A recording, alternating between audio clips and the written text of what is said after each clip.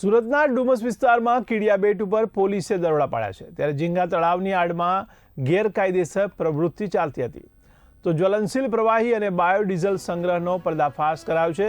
તો કીડિયાબેટ ઉપર પોલીસે મોડી રાત્રે દરોડા પાડ્યા હતા, ત્યારે ગેરકાયદેસર રીતે સંગ્રહ કરવામાં આવેલા જથ્થાને જપ્ત કર્યો છે।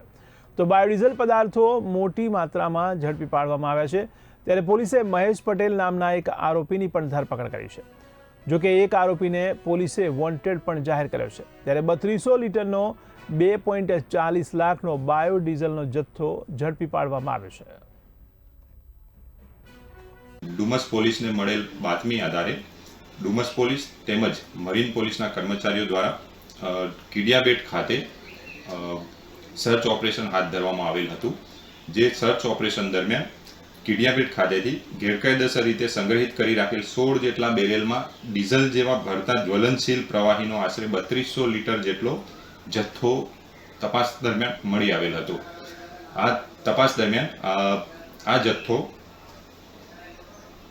સુલતાનાબાદ ગામના રહેવાસી મહેશ અમૃતભાઈ પટેલ તેમજ મોની રસિકભાઈ પટેલ ભીમપોર ગામ નાઓનો હોવાનું તપાસ દરમિયાન જાણવા મળેલ હતું।